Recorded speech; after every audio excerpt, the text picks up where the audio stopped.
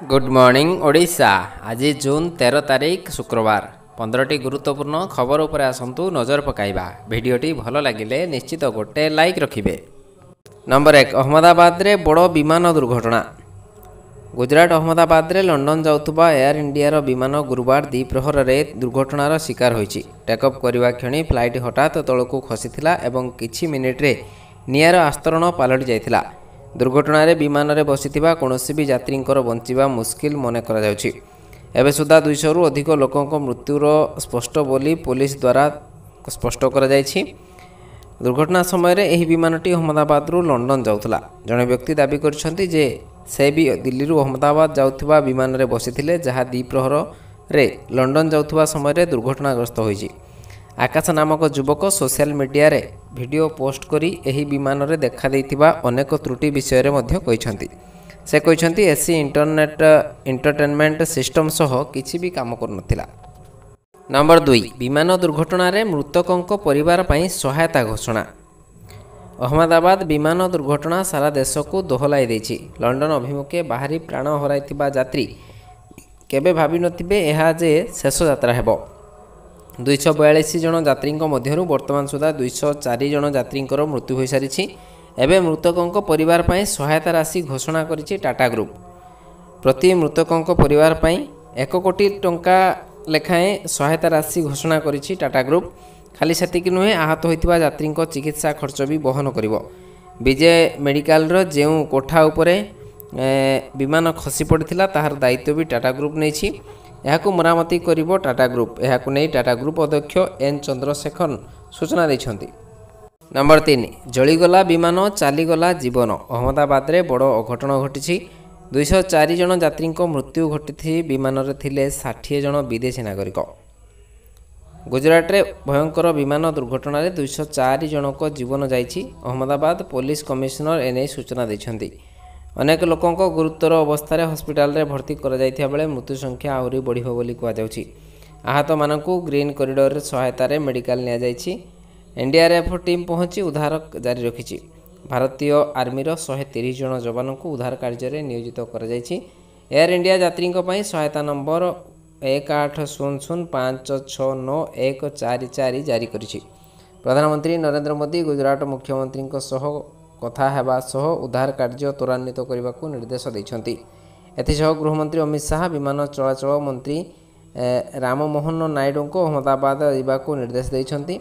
अहमदाबाद सरदार वल्लभ भाई पटेल इंटरनेशनल विमान बंदर सामयिक पई विमान चलाचल बंद रही।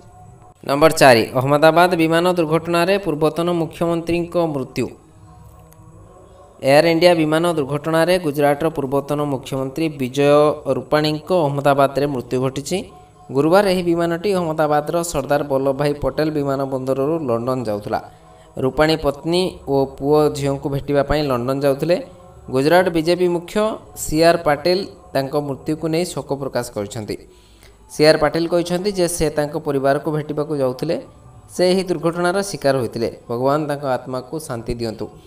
विमान दुर्घटना बाबद में सूचना पाइबा परे विजय रूपाणी पाख पड़िशा रे एक असहज नीरवता खेली जाइथिला। पड़ोशी माने तांको घर पाखरे थिबा एक मंदिर रे पूजा अर्चना करबा आरंभ कर दैथिले। वर्तमान सुधा रूपाणी परिवार पक्षरु कोनोसी प्रतिक्रिया मिली पार नाही। नंबर 5 विस्फोरण सह निया पिंडुळा पालटिला एयर इंडिया विमान। उड़ानर 5 मिनिट मध्य दुर्घटना। गुजरात रे एयर इंडिया विमान दुर्घटनाग्रस्त घटी। उड़ान भरिवार किछि समय मध्य ही विस्फोरण सह जली जाइछि विमान। गंतव्य स्थल लंडन रे पहुंचवा पूर्व मृत्युर फासरे फसीगले शताधिक यात्री। भारत पई अशुभ थिला गुरुवार। गुजरात अहमदाबाद लंडन जाउथबा एयर इंडिया विमान AI 171 दुर्घटनाग्रस्त होइछि। रनवे रु टेक ऑफ करिवार 5 मिनिट मध्य आकाशरू खसी पड़िथिला एही विमान। आ तापरर दृश्य थिला बेस भयावह। प्रचंड शब्द सह भयंकर विस्फोरण निया पिंडुळा पलटि जाइथिला पूरा विमान। हुतुहुतु होई जळुथला विमान। एहापरे मेघानीनगर आकाश रे छाई जाइथिला कला धुआर बलय। आखपाख अंचल भी पूरा धुआमय हो जाइथिला। विमान रे क्रू मेंबरंक सह 242 जन यात्री रहिथिले। 169 जन भारतीय, 53 जन ब्रिटिश, 7 जन पोर्तुगाल और जड़े कानाडा नागरिकों को नहीं उड़ान भरिथिला विमान। नंबर 6 लोकंक सरकार को पूरिला 1 वर्ष विकास बाहन वर्षकर उपलब्धि। मोहन सरकार को वर्षे पूरी एही वर्षे अवधि लोकंक सरकार लोकंक निकटतर होइछंती। 1 वर्ष पूर्वा अवसर में विकास बाहनर शुभारंभ कर मुख्यमंत्री।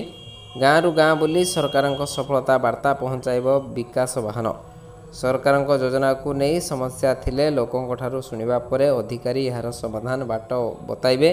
अन्यपटे अपहंच थिबा तृतीय महला और जनता मध्य एवं दूरता नहीं बोली कही पूर्वर सरकार को तेरछा बाण मारिछंती मुख्यमंत्री। मुख्यमंत्री दायित्व नेबार वर्ष भितर समस्त 30 जिला गस्त कर ओडिशार विकास पई नक्शा आंकिछंती। एपरिक तृणमूल स्तर में अर्थात गाँ गाँव में किभली विकास पहुँचब से रोड मैप प्रस्तुत सरी।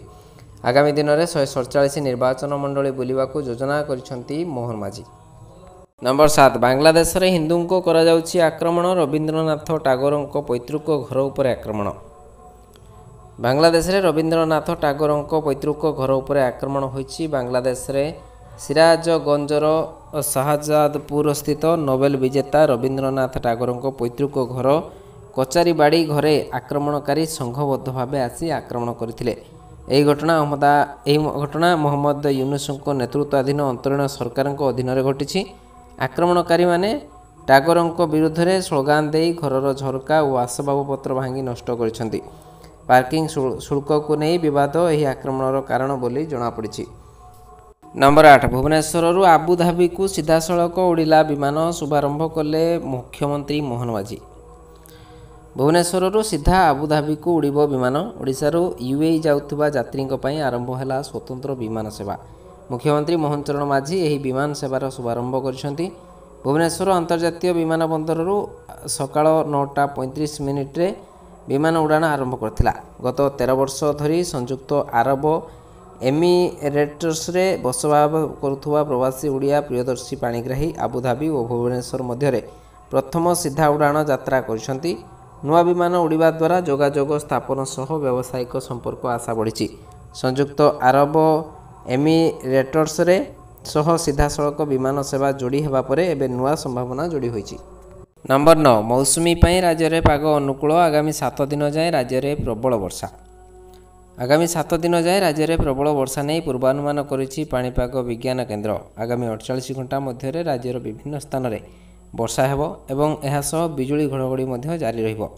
वर्षा बिजुली सह 30 ରୁ 40 किलोमीटर प्रति घंटा बेगर झटका पवन मध्य प्रवाहित हेबा नहीं आकलन करिछि पाणीपाग विज्ञान केन्द्र। एवं मौसुमी पई राज्य में पाग अनुकूल रही। किछि दिन मध्य संपूर्ण राज्य को छुईब मौसुमी। आगामी 48 घंटा मध्य राज्यर किछि स्थान में प्रबल रु अति प्रबल वर्षा हेबो। एहा सह 30 ରୁ 40 किलोमीटर प्रति घंटा बेगर झटका पवन बहिबा नहीं पूर्वानुमान होइछि। सेभଳି आगामी 3 दिन जाए राज्यर समस्त जिले में हालुकारु मध्यम धरणर वर्षा हेबो। सेभଳି आसंता 3 दिन जाए तापमात्रा 3 ରୁ 4 डिग्री सेल्सियस कमिबा नहीं आकलन होइछि। नंबर 10 आगामी लोकसभा निर्वाचन में नारी शक्ति बंदनीय 33% महिला संरक्षण लागू करिवे सरकार। नुआ रूप से होइपारे आसंता 2029 लोकसभा निर्वाचन। कारण निर्वाचन में महिला सीट संरक्षण व्यवस्था लागू करिपारंती मोदी सरकार। आसंता लोकसभा निर्वाचन देश में नारी शक्ति बंधन अधिनियम लागू करने को योजना चली विशेष सूत्रु जमापड़ी। आदि एमती हुए तेज लोकसभा सहित राज्य विधानसभा महिला 33% सीट संरक्षण कर महिला माने निर्वाचित हो लोकसभा और विधानसभा प्रतिनिधित्व करेंगे। जड़े सरकारी अधिकारी कहवा मुताबक कौन मुहूर्त में जनगणना हो पारे। तेणु आगामी निर्वाचन में यह नुआ नियम लागू करने को लक्ष्य रखा 2023 मसीहा सेप्टेम्बर मासरे पारित होता नारी शक्ति बंधन अधिनियम अनुसार लोकसभा और राज्यसभा महिला एक तृतीयांश सीट संरक्षित हो रही। नंबर 11 दिल्ली रे 51 डिग्री पार कला हिट इंडेक्स। आईएमडी कहला केबे मिलिबो आश्वस्ति। जातीय राजधानी दिल्ली रे प्रचंड रौद्रताप ताती और गरम रे आउटुपाउटु दिल्लीवासी। गरम रे लोकों अवस्था संगीन होबार लगी। बुधवार विभिन्न पाणीपाग केन्द्र तापमात्रा 40.9 ରୁ 45 डिग्री सेल्सियस मध्य थिला। भारतीय पाणीपाग विभाग दिल्ली रे प्रबल गरम जोगु रेड अलर्ट जारी करिछि। आर्द्रता को मिसाइले हिट इंडेक्स अनुसार 51.9 डिग्री सेल्सियस रे पहुंची, जहाँकि विपदपूर्ण बोली पाणीपाग विभाग स्पष्ट करिछि। IMD ଅନୁଯାୟୀ ବୁଧବାର ସନ୍ଧ୍ୟା 5:30 ଆୟାନଗର 45 ଡିଗ୍ରୀ ସେଲସିୟସ୍ ସହିତ ବୁଧବାର ସବୁଠୁ ଅଧିକ ଗରମ ଥିଲା। ଏହାପରେ Palam 44.5 degree Celsius, Ridge 43.6 degree, Pitampura 43.5 ଡିଗ୍ରୀରେ ଥିଲା। ନମ୍ବର 12 ଭଦ୍ରକରେ 24 ଘଣ୍ଟିଆ ଇଣ୍ଟରନେଟ୍ ସେବା ବନ୍ଦ। ଭଦ୍ରକରେ ଗୋଷ୍ଠୀ ସଂଘର୍ଷରେ ଗୁରୁତର ଯୁବକଙ୍କ ମୃତ୍ୟୁ ଘଟଣା ଅଞ୍ଚଳରେ ଉତ୍ତେଜନାକୁ ଆଖିରେ ରଖି ଭଦ୍ରକରେ 24 ଘଣ୍ଟିଆ ଇଣ୍ଟରନେଟ୍ ସେବା ବନ୍ଦ କରାଯାଇଛି। ସକାଳ 6ଟାରୁ ପୁଣି ସକାଳ 6ଟା ଯାଏଁ ଇଣ୍ଟରନେଟ୍ ସେବା ବନ୍ଦ ରହିବ। ଭଦ୍ରକ ପୌରାଞ୍ଚଳ, ଭଦ୍ରକ ବ୍ଲକ, ତିହିଡ଼ିରେ ଇଣ୍ଟରନେଟ୍ ସେବା ବନ୍ଦ ରହିବ। ସେପରି ଧାମନଗର ବ୍ଲକ, ଧାମନଗର ପୌରାଞ୍ଚଳରେ ମଧ୍ୟ ଇଣ୍ଟରନେଟ୍ ସେବା ଠପ୍ ରହିବ। ଆଇନ ଶୃଙ୍ଖଳାକୁ ଦୃଷ୍ଟିରେ ରଖି ଜିଲ୍ଲା ପ୍ରଶାସନ ପକ୍ଷରୁ ଏହି ପଦକ୍ଷେପ ନିଆଯାଇଛି। ଏହାଛଡ଼ା ସମ୍ବେଦନଶୀଳ ଅଞ୍ଚଳରେ 27 ପ୍ଲାଟୁନ୍ ପୋଲିସ ଫୋର୍ସ ମୁତୟନ କରାଯାଇଛି। ଏହି ଘଟଣାରେ ପୋଲିସ 2 ମୁଖ୍ୟ ଅଭିଯୁକ୍ତଙ୍କ ସମେତ 12 ଜଣ ଅଭିଯୁକ୍ତଙ୍କୁ ଗିରଫ କରିଛି। ସେପଟେ ଘଟଣା ପରେ କଷଟି, ଦେଉଳା ଓ ଜୟପୁରଠାରେ ପୋଲିସ ଫୋର୍ସ ମୁତୟନ କରାଯାଇଛି। ସନ୍ତୋଷଙ୍କ ସ୍ତ୍ରୀ ମିନତୀ ବେହେରା ତିହିଡ଼ି ଥାନାରେ ଦେଇଥିବା ଏତଲା ଆଧାରରେ ମୋକଦ୍ଦମା ରୁଜୁ ହୋଇଛି। ନମ୍ବର 13 ପ୍ରକାଶ ପାଇଲା ଯୁକ୍ତ 3 ପ୍ରଥମ ପର୍ଯ୍ୟାୟ କଟ୍ ଅଫ୍ ମାର୍କ। ପ୍ରକାଶ ପାଇଲା ଯୁକ୍ତ 3 ପ୍ରଥମ ପର୍ଯ୍ୟାୟ କଟ୍ ଅଫ୍ ମାର୍କ। କଳା, ବିଜ୍ଞାନ ଓ ବାଣିଜ୍ୟ ବିଭାଗରେ ଟପ୍ 1ରେ ରହିଛି ରେଭେନ୍ସା ବିଶ୍ୱବିଦ୍ୟାଳୟ। କଳା ବିଭାଗରେ ରାଜନୀତି ବିଜ୍ଞାନ ସର୍ବାଧିକ 92.80% କଟ୍ ଅଫ୍ ମାର୍କ ରହିଛି। ବିଜ୍ଞାନ ବିଭାଗରେ ଭୌତିକ ବିଜ୍ଞାନରେ 93.67%, ଜୈବିକ ବିଜ୍ଞାନରେ 94.0% କଟ୍ ଅଫ୍ ମାର୍କ ରହିଛି। ବାଣିଜ୍ୟ ବିଭାଗରେ 90.50% କଟ୍ ଅଫ୍ ମାର୍କ ରହିଛି। ରାଜଗଙ୍ଗପୁରର ଓମ୍ ମା ସରସ୍ୱତୀ ସଂସ୍କୃତ କଲେଜର ଶାସ୍ତ୍ରୀ ବିଭାଗରେ 68.67% କଟ୍ ଅଫ୍ ମାର୍କ ରହିଛି। ସେଲ୍ଫ ଫାଇନାନ୍ସିଂ କୋର୍ସ ବିଭାଗରେ ବକ୍ସି ଜଗବନ୍ଧୁ ବିଦ୍ୟାଧର କଲେଜ କ୍ୟାମ୍ପସରେ କମ୍ପ୍ୟୁଟର ସାଇନ୍ସରେ 88.83% କଟ୍ ଅଫ୍ ମାର୍କ ରହିଛି। ଆଇନ ବିଭାଗରେ ଉତ୍କଳ ବିଶ୍ୱବିଦ୍ୟାଳୟ ଅଧୀନ ୟୁନିଭର୍ସିଟିର ଲ କଲେଜରେ 27.80% କଟ୍ ଅଫ୍ ମାର୍କ ରହିଛି। ନମ୍ବର 14 ରାଜ୍ୟରେ ବିଜେପି ସରକାରକୁ ପୁରିଲା ବର୍ଷେ, ସରକାରୀ ଯୋଜନା ନେଇ ଲୋକଙ୍କୁ ସଚେତନ କରିବ ବିକାଶ ବାହନ। ରାଜ୍ୟରେ ବିଜେପି ସରକାରଙ୍କର ବର୍ଷ ପୁରିବା ଅବସରରେ ରାଜ୍ୟସ୍ତରୀୟ ବିକାଶ ବାହନର ଶୁଭାରମ୍ଭ ହୋଇଛି। ମୁଖ୍ୟମନ୍ତ୍ରୀ ମୋହନ ଚରଣ ମାଝୀ ଭୁବନେଶ୍ୱର ଏହି ବିକାଶ ବାହନକୁ ପତାକା ଦେଖାଇ ଶୁଭାରମ୍ଭ କରିଛନ୍ତି। ଆଜିଠୁ ଜୁନ୍ 21 ଯାଏଁ ଗଡ଼ିବ ଏହି ବିକାଶ ବାହନ। ସାରା ରାଜ୍ୟରେ ବୁଲିବ ବିକାଶ ବାହନ। ଜନକଲ୍ୟାଣକାରୀ ଯୋଜନା ସୂଚନା ଘରେ ଘରେ ପହଞ୍ଚାଇବ। ସରକାରୀ ଯୋଜନା ନେଇ ଲୋକଙ୍କୁ ସଚେତନ କରିବ ଏହି ବାହନ। ଲୋକଙ୍କ ସେବାରେ ସମର୍ପିତ 1 ବର୍ଷ। ନାରୀ ଶକ୍ତି, ଯୁବ ଶକ୍ତି, ଅନ୍ନଦାତା, ସାମାଜିକ ପ୍ରତିବଦ୍ଧତାର ବାର୍ତ୍ତା ବାଣ୍ଟିବ। ସୁଭଦ୍ରା ଯୋଜନା, ପଛୁଆ ବର୍ଗ ସଂରକ୍ଷଣ, ଇନପୁଟର ସହାୟତା ଭଳି ବିଭିନ୍ନ ବାର୍ତ୍ତା ବାଣ୍ଟିବ ଏହି ବିକାଶ ବାହନ। ରାଜ୍ୟର 314 ବ୍ଲକରେ ବୁଲିବ ବିକାଶ ବାହନ। 5ଟି ମହାନଗର ନିଗମ, 115 ପୌରାଞ୍ଚଳରେ ବି ଗଡ଼ିବ ଏହି ବାହନ। ନମ୍ବର 15 ଶତାବ୍ଦୀର ସବୁଠୁ ବଡ଼ ଆବିଷ୍କାର, ଜାପାନ ସରକାର କଲା ଆର୍ଟିଫିସିଆଲ ବ୍ଲଡର ସ୍ୱପ୍ନ। କଳ୍ପନା କରନ୍ତୁ ଏକ ଏପରି ଦୁନିଆ ଯେଉଁଠି ସବୁ ହସ୍ପିଟାଲ, ସବୁ ଆମ୍ବୁଲାନ୍ସ ଓ ସବୁ ଯୁଦ୍ଧକ୍ଷେତ୍ରରେ ବିନା ରକ୍ତ ପରୀକ୍ଷାରେ, ବିନା ଶୀତଳ ଭଣ୍ଡାରରେ ଆବଶ୍ୟକତା ଅନୁସାରେ ତୁରନ୍ତ ରକ୍ତ ଉପଲବ୍ଧ ହେଲେ କ'ଣ ହେବ? ଏହା ସାଇନ୍ସ ଫିକ୍ସନ୍ର କଥା ନୁହେଁ। ଜାପାନୀ ବୈଜ୍ଞାନିକଙ୍କ ଐତିହାସିକ ଅନୁସନ୍ଧାନ ଆମକୁ ଏହି ବାସ୍ତବତାର ନିକଟତର କରିଛି। ଜାପାନୀ ଗବେଷକମାନେ ଏପରି କୃତ୍ରିମ ରକ୍ତ ଆବିଷ୍କାର କରିଛନ୍ତି ଯାହାକୁ ବିନା ବ୍ଲଡ଼ ଗ୍ରୁପିଂରେ କାହାରିଠାରେ ମଧ୍ୟ ଚଢ଼ା ଯାଇପାରେ। ଏହି ଆବିଷ୍କାର ନା କେବଳ ଚିକିତ୍ସା ଜଗତରେ କ୍ରାନ୍ତି ଆଣିପାରିବ, ବରଂ ଜରୁରୀକାଳୀନ ପରିସ୍ଥିତିରେ ହଜାର ହଜାର ଲୋକଙ୍କୁ ଜୀବନ ବଞ୍ଚାଇ ଦେଇଦେବ।